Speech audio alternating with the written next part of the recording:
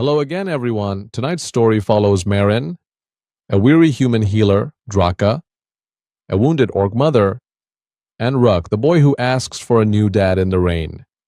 In a harsh border town, one bowl of broth, one brave no, and one open door begin turning fear into family without making love feel like debt. Marinvale stopped at the Red Ford way station because the rain had turned the border road into a brown wound, and his mule had begun to favor her left hind foot. There were other reasons a person stopped at Red Ford, but none of them were hopeful.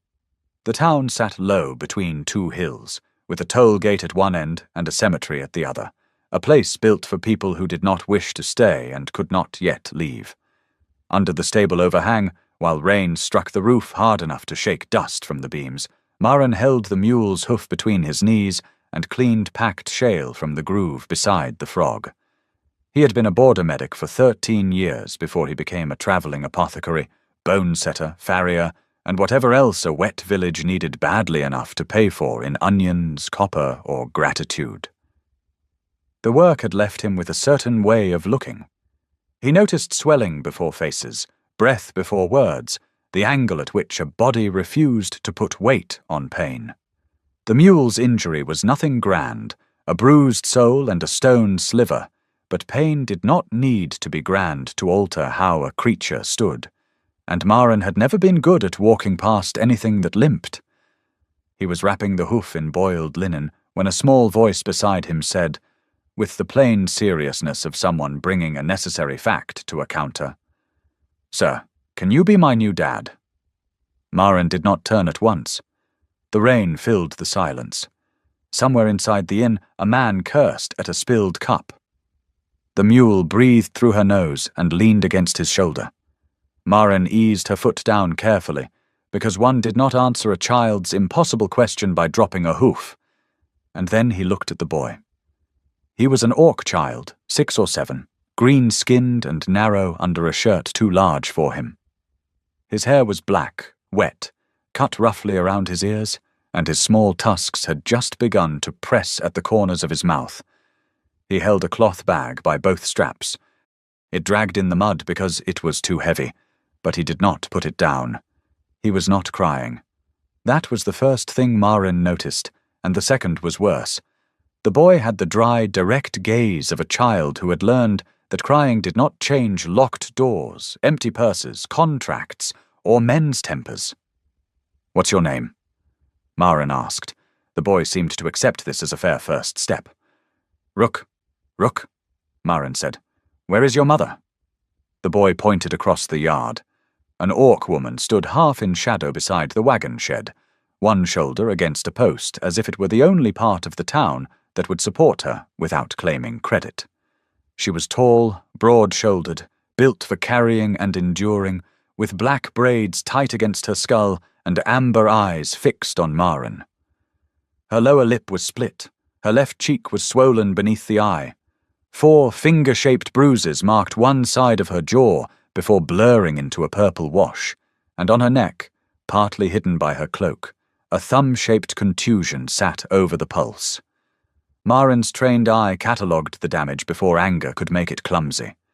Left-sided impact, restraint marks at least 3 days old, possible cracked ribs from the way she held herself, swollen right wrist, no obvious skull fracture, exhaustion advanced enough to make standing an act of temper.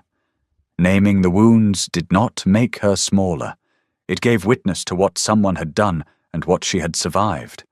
Her hands told a different story than her face. They were large and square-palmed, scarred across the knuckles, calloused at the base of the fingers, nails cut blunt, a healing burn pale along one thumb.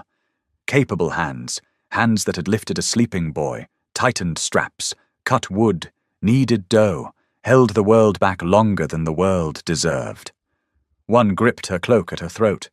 The other hovered where Ruk should have been, fingers flexing once before she forced them still. She met Marin's eyes. Her expression did not ask for rescue. It said, "I know what this looks like. I know what you will do. You will understand enough to be uncomfortable, and then you will walk away." They always walk away. Marin dried his hands on a rag. "Ruk." he said. I don't know how to answer that standing in the rain. The boy thought about it. You can answer under a roof. It was not a joke. Maren looked at the woman, careful not to raise his voice as if summoning livestock. I have a stove in my wagon, broth, bread, dry canvas, and a bench near the door. I can look at injuries if asked. If not asked, I won't. Her eyes narrowed. We didn't ask for a healer. Her voice was rough, low, and exact. No, Maren said. He asked for something else. The silence after that was a solid thing. Rook did not look away from him. The woman did not look away from her son. Maren had seen men decide whether to cut off a limb with less strain in their faces. At last she pushed herself from the post. Her first step was too measured. Rib, Maren thought, and kept the word behind his teeth. Food first, she said. No touching him. Agreed. No questions. The stew may ask one or two. It has been lonely. Rook blinked, unsure whether humour was useful. The woman did not smile. She crossed the yard with a stiffness that said her body had spent everything to get here and resented being asked for more.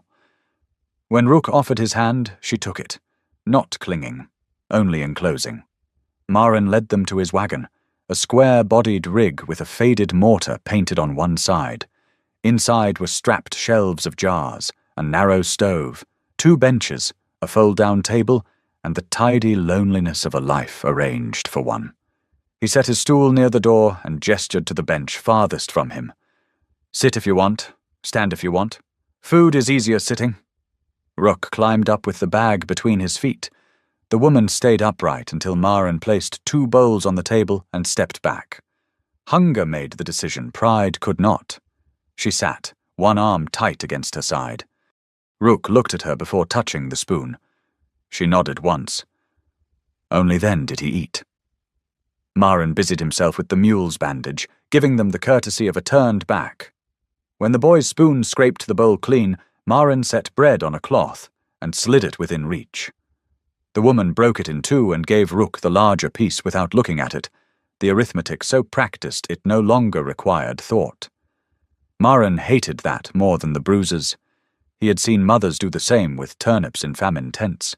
Love often revealed itself as a miscalculation made against oneself. Your name, she said, not a question, a required label for a possible danger. Maren Vale. Soft name. I didn't choose it. You keep it. It keeps appearing on permits. Rook chewed and said, My mother is Draka. The woman closed her eyes for one breath, as if another choice had been taken from her. Rook, he asked. I didn't, Maren said. He answered anyway. Draka opened her eyes. Up close the amber was brighter, full of pain and a fury packed so tightly it had become discipline. Then forget it. I won't use it unless you do. She looked at him as if promises were only debts spoken prettily. He accepted that. Most healing began with what the patient believed would harm them. Quick note before we continue. If you want hotter and uncensored orc-bound fantasy romance stories, I'll be sharing them on my Patreon page. These are the deeper and more intense scenes I can't post here, so check the description for details. After the bowls were empty, Ruck fell asleep sitting upright, chin dipping and jerking back twice, because even sleep had become a duty he feared failing. Draka set a hand on the back of his neck, fingers spreading gently over the narrow bones, and he stopped fighting at once. Maren held out a blanket without stepping close. She reached for it and winced when her swollen wrist turned. He looked away before she could punish herself for revealing pain. I can bind that, he said, or you can watch it swell. It has swollen before. Then it knows the road. Rook leaned against her side. There were choices a proud person would never make for herself and would make instantly for a child. No drafts, she said. I stay awake. I wasn't offering any. No cutting. No need. No pity. He lifted a roll of linen. Only pressure and alignment. She studied him until the stove clicked. Then she extended her hand. Maren did not take it. May I? Something flickered across her face, almost disbelief, as if consent in that plain shape were an old language she had not heard in years. "You asked?" "I asked once. This is the part with touching." Her eyes held his. Then she nodded. He set her forearm on a folded cloth and examined by sight first. Her hands, close now, were even more eloquent. Thickened fingers from rope and axe haft, a half-moon scar near the thumb, dried mud beneath one nail, old white cuts across the knuckles. The wrist was badly sprained but not broken. Restraint bruises circled both forearms. He wrapped the wrist in figure eights, firm enough to support, loose enough not to numb. "You're angry," she said. "The stove smokes when rain comes east." "Not at the stove." He tucked the bandage end. "Anger is not useful unless it can lift something. Men say that when they are waiting for the right time." "Sometimes," he said. "Sometimes they have cleaned too many wounds made by anger that thought it was useful." She stared at him. He had not meant to say that much. Words like blood leaked when seams were tired. "Who taught you wounds?" "Border wars, fever camps, roads like this." "You don't carry a sword." "I carried stretchers." Something shifted in her face, not trust, but recognition of a different battlefield. She took back her hand. "We leave when the rain breaks. Then you'll want dry stockings by morning. We have feet. Feet blister. Blisters in soaked children become fever." Her mouth tightened. "You use him well." Maren looked at the sleeping boy. "No, I use what matters." That night, Maren slept on the floor by the stove, with his coat under his head, and the wagon door unlatched from the inside, visible to her. He did not say she was safe. Safe was not a word a stranger had the right to put in another person's mouth. Draka sat awake against the wall with Rook under her arm, the bag under her knees, her eyes on the door. Once before dawn, Maren woke to find her standing over him, not threatening, only looking down as if trying to understand why the trap had not closed. When their eyes met, she stepped back. The latch stuck. It had not. "Wood swells in rain," he murmured, and closed his eyes again. By morning, the road had vanished under floodwater. The bridge groaned with branches caught against its stones, and the toll-keeper announced that no cart would cross before the river fell, with the solemnity of a man who had discovered water and intended to tax it. Draka received the news with her bag already packed, and Rook's hand in hers. She looked at the road as if will might lower it. Rook looked at Maren. "Can mules swim?" "Badly with wagons." "Can orcs?" "Better than mules." "Can humans?" "Only when too frightened to sink." Rook nodded. "Then we wait." Draka's fingers tightened. "Until noon." Noon brought more rain. Redford became a held breath. Maren treated a carter's infected thumb, a stable boy's burn, and an old woman's cough, while Rook stood beside him with the solemn authority of a self-appointed assistant. When the carter jerked during the lancing, Rook said, "Don't move." He said, "Don't move." The carter obeyed, startled into stillness by the disappointment of a child. Later, in the wagon, Rook sorted corks by size without being asked. "You don't have to do that." Maren said, "I know." "Then why?" "You need them. This one fits, that one leaks. Leaking wastes things." There were adults Maren had worked beside for months who had not understood that quickly. "Who taught you leaks?" "Mother. Also roofs." Rain dripped through a seam near the stove. Maren set a cup beneath it. Rook watched him. "You didn't say no." "To the corks?" "To being my new dad." The question returned softer, and therefore heavier. Maren set down the pestle. "Rook, you didn't say yes either." "No." "Why?" "Because a father was not a coat a stranger put on in weather. Because hope could harm when given before it had bone. Because the room inside Maren, where family might have lived, had been used for bandages, maps, and inventory so long he did not know its shape. He said only, "Some answers need more than one day." Rook accepted this like a contract clause. How many days? I don't know. 3? Mother kept our bag packed for 3 days after Harl's Mill. Then she unpacked the pot because I was hungry. Marin felt the words enter him like a needle, seeking a vein. Is the bag packed now? Yes. Rook pressed a cork into a vial. Packed bags make doors easier. Your mother is right. Do you have a packed bag? Marin looked at the strapped shelves, the bedroll, the tools in loops, the life that could vanish from a place in 10 minutes. I think I may be one. Rook frowned. Bags don't fix hooves. This one does.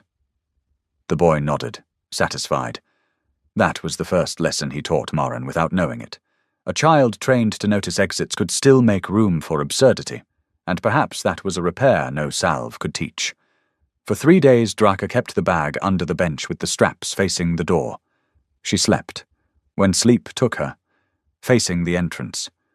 She did not use Marin's name. He did not use hers. On the second evening, smoke caught in Marin's lungs while he hung herbs above the stove. He coughed until his eyes watered. When he straightened, a cup of water sat on the table. Draka was mending the torn strap of Rook's bag with a bone needle, her face turned away. Her hands moved with efficient force, the left holding leather steady despite the bandage, the right driving the needle through hide. Those hands were not ornamental, not courtly, not soft. They were beautiful the way a well-fitted handle was beautiful, the way hinges were beautiful when they had carried weight for years without failing. Marin drank. Thank you. You were loud. I'll cough quietly. Drink before you try. It was her first unprompted care toward him, so practical and deniable that he knew better than to make it precious aloud. But something in the wagon altered. Not trust. Trust was too soft and too easily claimed. It was more like a load shifted 1 finger's width and did not crack the beam. The next morning, while Draka washed inside the barred wagon, Marin took Rook to the stable to check the mule. He showed him where to stand, how to lift a hoof, how to feel heat in the wall. Animals tell the truth with their weight. Marin said, people don't. People try not to. Mother puts more weight on her left foot when her side hurts. She thinks I don't see. Mothers hope children can be children. Rook scratched the mule's jaw. I am. I can be that and see. Marin had no answer. The stable smelled of hay and animal breath, rain ticking from the eaves. He understood then that Rook had not become an adult. He was still a child, entirely, but with an adult's portion strapped badly to his small frame.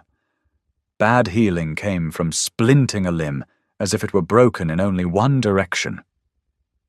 You're right, Marin said. I forget. Adults forget many things. We do. You forgot to eat yesterday. I was working. Mother says that is an excuse people use when nobody tells them to stop. Marin looked at him. Your mother says accurate things. Rook smiled briefly, and it changed his face so completely, Marin had to look down at the hoof. The second lesson was there. Care did not stop being care because it sounded like accusation. On the 5th day, Draka unpacked the pot. She set it on the stove beside Marin's kettle and filled it with barley, onion, and smoked goat from the inn kitchen. She said nothing. Marin said nothing. Rook said, the bag is lighter now. Draka gave him a look. So is my patience. Did you unpack because Marin is not bad? The spoon stopped once against the pot. It was the first time the boy spoke Marin's name. Draka's eyes flicked to Marin, then away. I unpacked because barley spills. It was wrapped. Not well. Rook accepted this lie with unusual generosity and stole a piece of onion. That night, Draka allowed Marin to bind her ribs. She sat on the bench in her shift with the cloak over one shoulder, jaw set, eyes fixed on the wall. Marin warmed his hands by the stove first. The bruising along her side was a broad, ugly wash from beneath the arm to the lower ribs, green-yellow at the edges, purple at the center. 2 ribs likely cracked, not displaced. He wrapped the linen around her with clinical care, gaze only where it needed to be, anger banked low inside him. He gave it work, even pressure, room for breath, not where she could reach it. "Someone will come," she said. "For you? For the debt. Yours. His. Rook's father." Her head turned. "Dead. I'm sorry. He was kind. Kind men die. Useful men collect what kind men leave." She drew the cloak closer. "I signed after. Grain for service, roof for obedience, protection for the right to decide when protection ended." "With whom?" Silence. Then, "Karg Drun, tollmaster of Ashgate, clan hand for 3 valleys. He calls himself uncle to half the roads and master to the rest." Maren knew the name, the way one knew bad weather beyond a ridge. Karg controlled wintergrain, tolls, hiring rights, and enough clerks to make cruelty look administrative. Registered bond? Witnessed. Sealed. I worked 4 years. The debt grew. Grain had interest, roof had interest, medicine had interest. Breathing near his hearth may have interest now. Why leave now? Her eyes moved to Rook, asleep beneath 2 blankets. He said Rook was old enough to foster in the toll house. "Boys need shaping. My husband had no brother living. Karg named himself guardian by debt right." She swallowed nothing, because she would not let it show. I told him no. Maren did not ask what happened after. Her bruises had already testified. "You left. I left." In those 2 words stood the mountain she had moved with no witness. "Then we planned for someone coming." She looked at him. "We?" "Not hope. Challenge. If you allow it." "You think allowance saves you from cost?" "No." "You think standing near me is standing with me?" "No." "Then why?" He could have said, "Because your son asked a question I have not stopped hearing."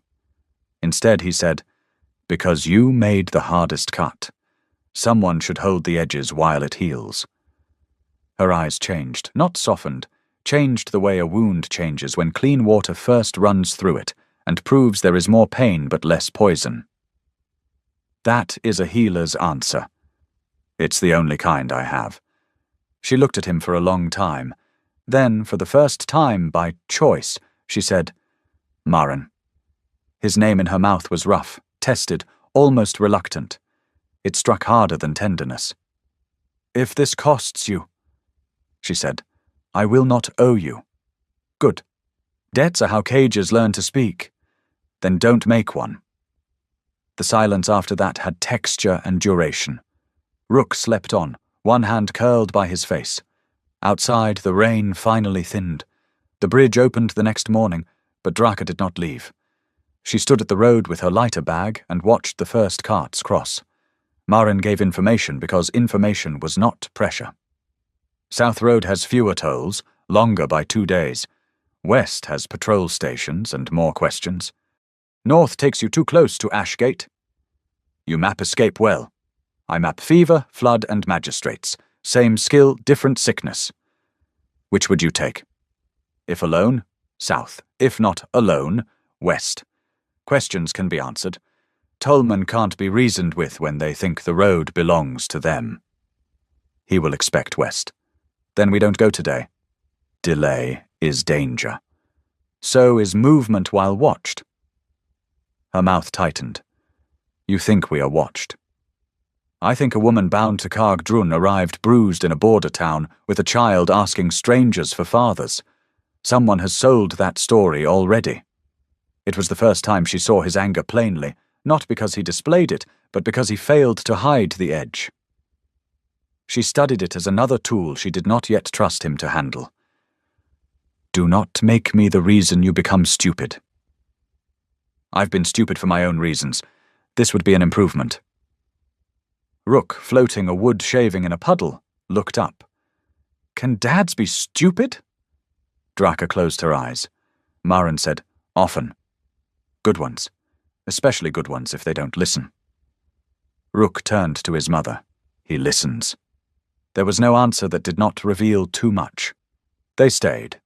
Maren rented the shed loft with 2 jars of wintergreen salve and moved his wagon beneath it, where the door could not be seen from the inn yard. He treated travellers, mended harness, shod a pony, and sent 2 letters by different roads. One went to a Lowford magistrate's clerk, who owed him for keeping her brother alive through lung fever. The other went to an old border captain, who had retired into stamping permits only when amused. Draka did not ask what he wrote. She watched paper the way she watched knives. Alone with Maren in the wet ditch above the ford, gathering yarrow and shepherd's purse, Rook said, "If you say yes later, do I call you Dad right away?" Maren nearly cut the plant too close to the root. "I don't know." "You don't know many things." "I'm discovering that." "I know some. If Mother says run, I run. If someone asks where we slept, say the pig shed even if there was no pig shed. If you step on mossy stone, put your foot flat. If you hide and your nose itches, press here." He pressed the bridge of his nose. "Don't breathe loud." Lessons no child should know sat beside ordinary ones inside him. Equal weight, equal access. "Who taught you the mossy stone?" "Mother." "The hiding?" Rook pulled a yarrow stem. "I learned. You shouldn't have had to." He shrugged, not because it did not matter, but because blame had no practical use. "I was good at it." Maren looked across the valley. "Being good at something hard doesn't mean it should have been yours."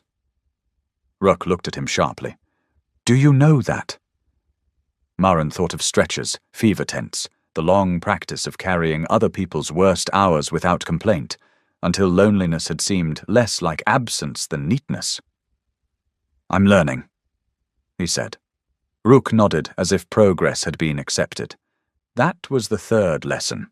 Children believed adults could still learn if adults did not insult them by pretending to know everything. On the 8th day, the representative arrived in a covered cart with 2 grey horses and a legal satchel wrapped in oiled leather. He was human, small, neat, and dry, despite the weather, which meant he had money enough to make discomfort land elsewhere. He gave his name to the innkeeper as Sedven, clerk and bond officer under tollmaster Karg Drun. He did not shout. He paid for coffee, wiped his boots, and asked after a green-skinned woman travelling with a male child in the mild tone of a man who understood that violence was most efficient when translated into procedure. Maren heard the name from the loft before he saw the face. Draka was below grinding barley, Rook beside her. Her hand stopped once, then resumed. Strike, turn, strike, turn. "In the wagon," Maren said. Draka's eyes flashed. "No, not to hide, to choose the door." She understood. She guided Rook into the wagon without haste, one hand on his shoulder. Maren went to the inn room where Sedven stood near the stove with the satchel under one arm. He had pale hair, a trimmed beard, and the bland face of a man who practiced appearing reasonable in rooms where reason belonged to whoever owned the seal. "Maren Vale," he said, formerly of the Border Medical Corps, currently of bad coffee. Sed smiled. "I seek Draka of the Blood Fur line, bonded worker under lawful contract to tollmaster Karg Drun, and the minor child Rook, subject to guardianship claim by bond provision. I have witnessed they accepted shelter in your wagon. I assume you did not know the legal position." The inn quieted with the ugly appetite of people relieved not to be named by law. Maren wiped his hands on a cloth. "I know a woman with cracked ribs is not fit for transport." "Ashgate has facilities. Ashgate caused the injuries." "That is an allegation." "It is a medical assessment. Care does not annul contract." "No. Assault by a bondholder voids service rights pending hearing under the Border Labour Accord, Section 19. Sed's face did not change enough for most men to notice. Maren had watched dying men hide fear from surgeons. He noticed. "Old law," Sed said. "Clan debt service is not imperial labour." "Clan debt filed for border toll enforcement receives imperial recognition and imperial limits. Karg Drun enjoys the first. He can choke on the second." A cough near the hearth tried to hide laughter. Said unfolded a document thick with seals. You are not party to this matter.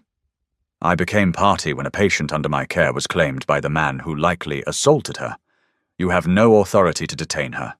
I'm not detaining her. Ask her. Said looked toward the yard. Marin stepped into his path without seeming to. He was not a warrior. He was only a man putting his body where procedure wished to pass. From here, he said. Said's voice cooled. Mister. Vale. She can hear you. She can answer. You don't need proximity unless intimidation is part of your paperwork. The room held its breath. Said turned toward the wagon. Draka of the Blood Fur line, I carry lawful order for your return to Ashgate pending settlement of debt and review of guardianship. The canvas shifted. Draka's voice came steady from inside. I hear. Do you return voluntarily? Silence. Then, no. It was the cleanest word Marin had ever heard. Said folded the document. Refusal will be recorded. Record that I walked out breathing, she said. He did not give me that. I kept it. The sentence settled into the boards. Said's fingers tightened. Testimony is not judgment. Correct, Marin said. That's why I sent for one. Hooves sounded outside. Captain Elian Tor, retired in title and not in posture, entered with a travel cloak dark from mist and a magistrate's temporary seal pinned crookedly to his chest. Behind him came Lesser Wren, clerk of Lowford Magistracy, ink on her fingers and no patience in her face. Vale, the captain said. Your handwriting remains an insult. You came fast. Your letter said a child was involved. I dislike being old, not useless. Lesser looked at Said. Bond Officer Venn. Redford sits under Lowford emergency circuit during flood closure. Any bond recovery crossing this way requires countersignature. You know that. Said bowed too late. Ashgate authority applies. Ashgate authority ends where my ink begins. She held out a hand to Marin. Certification. He gave her the papers. Observed injuries, estimated age, functional limits, patient consent, witness statements from the stablemaster, tollkeeper, and cook. Lesser read. Her face did not change until she reached the restraint marks. Then her mouth became a line. She called Draka out for confirmation of identity and voluntary statement, allowing her to choose her distance. Draka stepped down from the wagon with Rook behind her, one hand on his shoulder.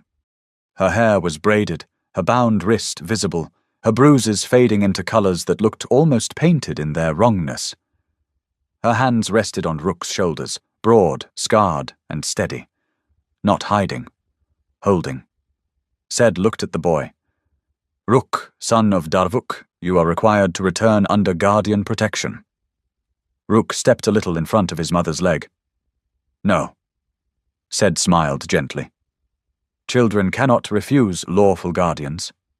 I'm not refusing, Rook said. I'm telling. Lesser's eyes softened for a fraction, then became official again. She questioned Draka in the yard. Not private enough for Said to twist, not public enough to make spectacle. Draka answered in stones. Grain after Darvuk died, winter work, interest added, Rook assigned chores beyond age, Karg's hand on Rook's shoulder, her refusal, the locked storehouse, the strike, the second strike, the night she left. She did not dramatize. She built a wall of facts and stood behind it. When Lesser asked Rook if he wished to speak, he looked at his mother. Draka's fingers tightened once, then loosened. Only if you choose. Rook looked at Said. He said if I was good, Mother could visit me after lessons. Who said this? Lesser asked. Karg Drun. What did you understand? Rook frowned at the obviousness. That he was going to take me. Draka closed her eyes. Marin looked down because his anger had become too visible in his hands. He opened them slowly. Tools were safest unclenched. Lesser wrote until the scratching of her pen seemed louder than the rain had been. At last she sanded the page. Recovery denied pending full hearing. Debt collection stayed. Guardianship claim suspended. Draka of Blood Fur and her son Rook are placed under provisional protection of Red Ford Circuit until magistrate review. Sed's calm thinned. Tollmaster Drun will consider this insult. Captain Tor smiled. Tell him to do it from the far side of a hearing table. Sed turned to Maren. You collect dangerous causes, mister. Vale. I prefer simple ones. A woman said no. A child was frightened. A man didn't listen. Simple causes become expensive. Send the bill to the bridge. Everything else passes through there. Sed left before sundown, not defeated but delayed. And delay mattered. Nobody cheered. Real relief did not behave like tavern songs. It entered the body unevenly, leaving some muscles braced because they had forgotten the order to release. That evening Rook ate half a bowl of stew and fell asleep with the spoon in his hand. Maren took it gently before it spilled. Draka watched him. The protective order lay on the table between them like a tool neither knew where to store. You sent letters before I told you his name, she said.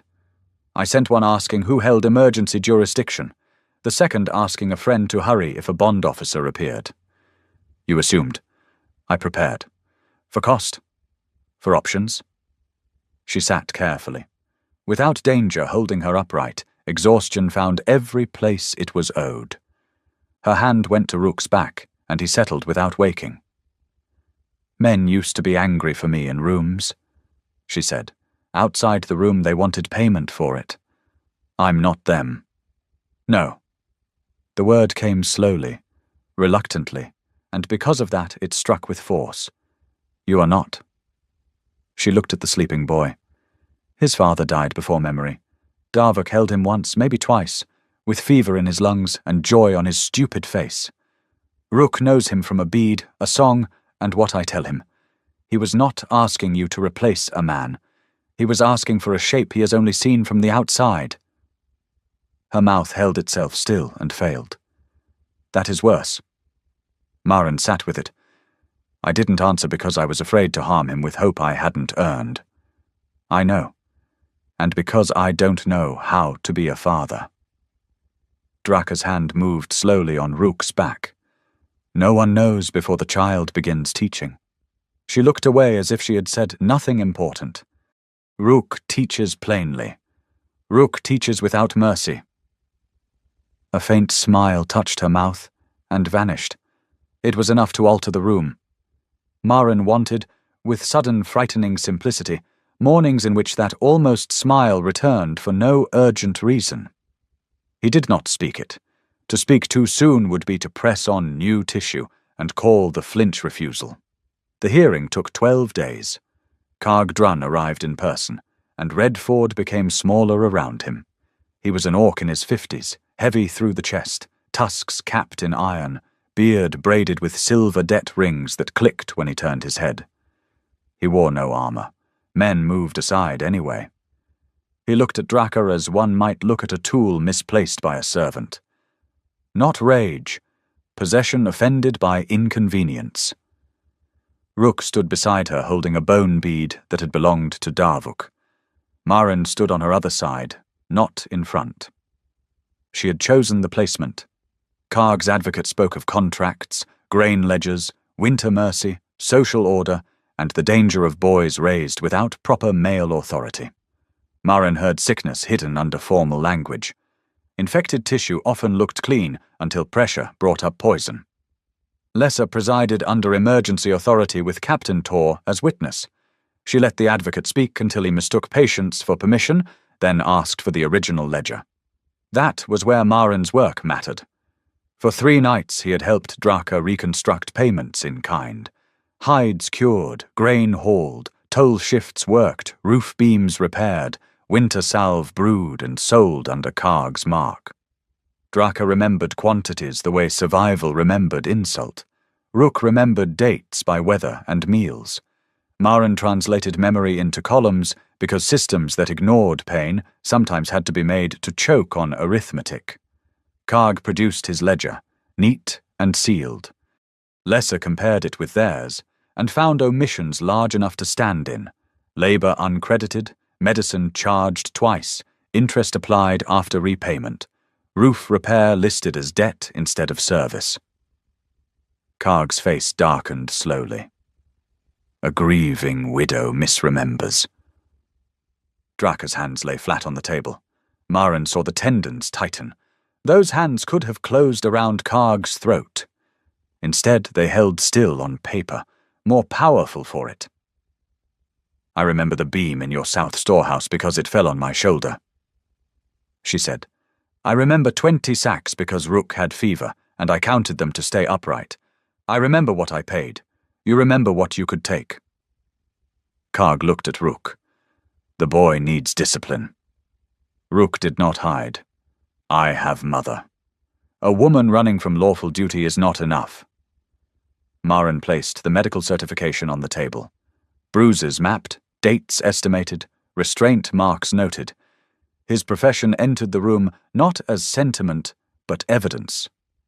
A guardian who uses force to secure a child from his surviving parent is not discipline, it is risk. Karg sneered. The human thinks himself clan law. No, Maren said. I think a cracked rib sounds the same in every language. Witnesses followed. The stablemaster confirmed the bruises. The tollkeeper confirmed the flood delay. The inn cook confirmed Rook's first question, repeating it awkwardly. He said, Sir, can you be my new dad? Plain as ordering oats. The words changed in the storehouse. In the rain, they had been ignition. At the midpoint, they had been a child's patient inquiry into possibility. Under law, they became evidence of a vacancy so obvious even adults trained to avoid it had to feel the draft. Draka's face went still. Maren kept his eyes on the table because he would not make her endure being watched in that pain. Lesser wrote the sentence down. Karg's advocate objected. Captain Tor said, Sit down. And the objection discovered somewhere else to be. The ruling did not free Draka in a single glorious stroke. Law preferred paperwork with teeth only half filed, but Lesser reduced the debt to a sum already satisfied by uncredited labor, voided Karg's guardianship claim for coercive conduct, transferred any remaining dispute to Low Ford away from Ashgate Authority, and entered the injury certification for inquiry into assault. Karg listened without moving, only the rings in his beard clicking. When it was done, he looked at Draka. You will regret teaching the boy that roads open when women run. Draka stood. Her hands were steady. No, I will regret that I waited as long as I did. Karg's gaze shifted to Maren. And you, Hoofmender. He will not be yours because you fed him soup. There were many satisfying and useless answers. Maren chose the one that belonged to the work. Children are not awarded for services rendered. Rook slipped his hand into Draka's. Then, after a breath, he reached with the other and took 2 of Maren's fingers. The grip was warm and absolute. Karg saw it. So did everyone. No declaration could have been louder. Karg left Red Ford under watch escort, not harmless, but diminished in the only way men like him feared. Publicly measured, publicly refused, publicly denied the child he had treated as future property. The road did not become safe. Draka did not become suddenly unafraid. That would have been a lie for people who liked wounds only after they scabbed. But the danger had edges now. Names, procedures, witnesses, allies. A beast seen in daylight could still bite, but it no longer owned the dark. In the days after, Maren prepared to leave because he had always left when the work was done. He repaired the wagon hinge, restocked comfrey, traded for dried apples, and rewrapped the mule's hoof, though it no longer needed it. Draka watched him from the doorway with an unreadable expression. Her bag remained under the bench, but the pot stayed on the stove. Rook said nothing for half a day, then began placing Maren's tools in wrong loops, so he would have to stay longer to correct them. The awl does not go with bottles. Maren said, It might get lonely. Awls are solitary by nature. How do you know? They are sharp. Rook looked at him. Are you leaving? There it was. No metaphor. No softened road. Maren knelt by the tool chest. I don't know. Rook's face closed in a way Maren hated because he recognized the craft of it, a child making an inner door before someone else shut the outer one. You said answers need more than one day. I did. It has been more. Yes. Draka stood very still at the wagon door. Maren could feel the cost of every possible word. I have lived on roads a long time, he said. That can make a man confuse leaving with being useful. I am trying not to be stupid. Good dads listen. Rook said. You told me. Maren's breath left slowly. I did. Then listen now. I don't need a new dad who owns doors. I need one who stays on our side of them. The rasp in Maren's hand blurred. Not from tears, he would have claimed, but from the sudden recalibration of the room around a truth too plain to evade. Draka made a small sound behind him. Not breath, not hurt, something in between. Maren set the rasp down. Rook. Yes. I would like to stay on your side of the door if your mother allows it, and if you still want me there when wanting becomes ordinary and I am less interesting. Rook stared. You fix hooves, you won't be less interesting. A generous assessment. Is that yes? Maren looked at Draka. One hand rested on the doorframe, not gripping. The bruises on her face had faded to shadows. The scar at her lip would remain, a small pale interruption. Her amber eyes were wet and furious about it. It is not mine alone to answer. Rook turned to her. Draka's gaze stayed on Maren. You would stay, she said, not to keep you. I know. The words were quiet, astonishing. Not to collect. Never. Not because a child asked and you are too kind to survive disappointing him. That one found him. He answered carefully. Because he asked, and because I heard him, and because somewhere between the first bowl of broth and today, the room I carry with me stopped being arranged for one. She crossed the wagon and picked up the rasp from the floor, setting it in the correct loop. Her hands were close to his, scarred, blunt-nailed, dry from lie, the wrist still faintly marked where the bandage had been. She did not take his hand. Instead, she pressed the rasp's handle into his palm and closed his fingers around it. An object passed between two people in an ordinary room. No audience except Rook, who had gone still enough to pretend not to watch. The gesture contained no vow and every beginning. Then fix the hinge properly, Draka said. It sticks in rain. Maren looked at the door, then at her. Wood swells in rain. So you said when I lied badly. You did. I may lie badly again. Then I'll pretend badly again. The corner of her mouth moved. This time it stayed long enough to be called a smile by a brave man, and Maren was brave in specific, inconvenient ways. Rook exhaled as if he had been holding his breath for years. So he is? Draka crouched slowly, because her ribs still complained in weather, and set both hands on Rook's shoulders. He is Maren. He is here. We will learn the rest without making it a cage. Rook measured whether this met the original terms. Can I call him Maren when I'm mad, and Dad when I need something? Maren choked. Draka's smile deepened by a thread. That seems honest. Can I call him Dad when I don't need something? The silence opened gently. Draka looked at Maren, giving him room to choose. Yes, he said. Small. Enough. Rook nodded, absolute, as the day he had first decided, and flung himself into Maren with the full force of a child who had been economical with wanting for too long. Maren caught him awkwardly, one knee hitting the floor, the rasp trapped between them. Rook's arms locked around his neck. He was all bone, heat, and fierce trust.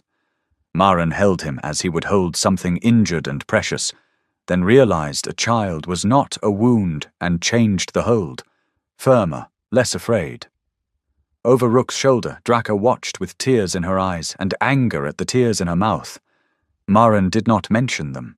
Families, he suspected, began partly in the mercy of what went unnamed. They remained in Red Ford through the first greening of the cemetery grass and the drying of the high road. Maren rented the cooper's room behind the stable for a month, then another.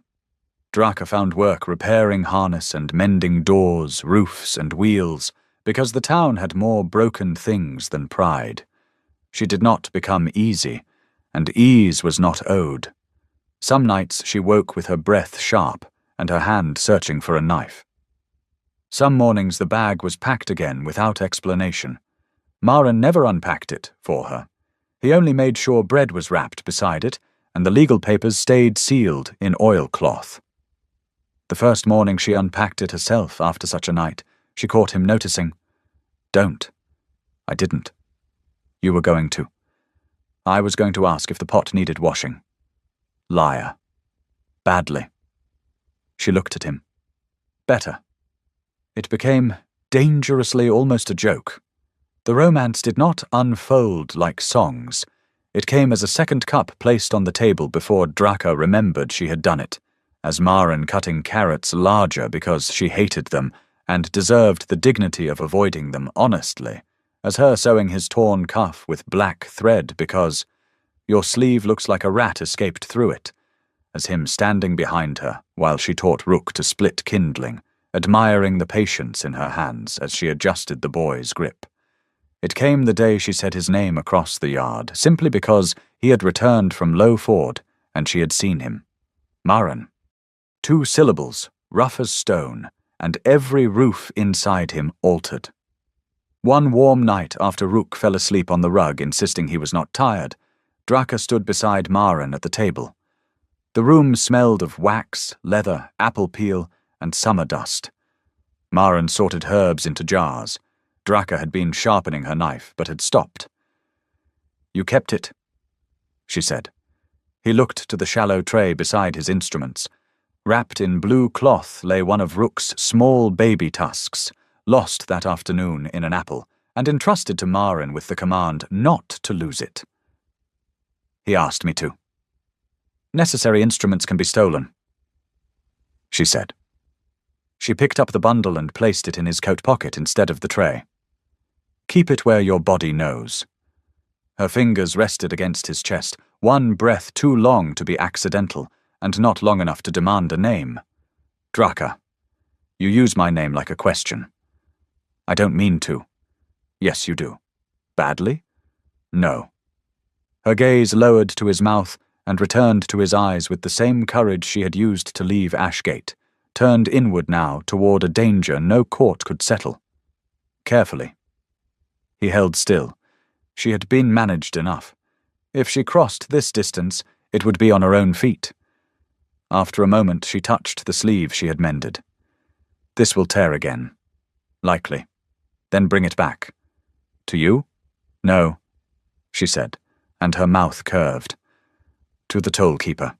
He does fine needlework." Maren laughed quietly. The sound surprised them both. She leaned forward then, slowly, and pressed her forehead to his shoulder. It was not an embrace, not yet. It was less and more, weight given to someone who had promised not to make a debt of it. Maren raised his hand and stopped before touching her back. "May I?" She made a sound against his shoulder, impatience and grief together. "Yes, Maren." He set his palm between her shoulder blades. Simple, warm through cloth. It changed the room more than any vow would have done if spoken too soon. She exhaled in sections, as if doors inside her were opening one at a time. On the rug, Rook slept with one arm flung outward, fingers open, face soft in the lamplight in a way Maren had not seen that first day, and now saw often enough to ache with gratitude. Draka's forehead rested against him. The repaired cuff brushed her wrist. In his pocket, wrapped in blue cloth, a child's lost tusk lay against his ribs like a tiny, stubborn answer. Rook had asked him once in the rain, "Sir, can you be my new dad?" No one said the answer now. Draka's fingers tightened once in his sleeve, not to hold him there, but to be certain he was real, and Marin's hand settled over hers, careful, ordinary, staying.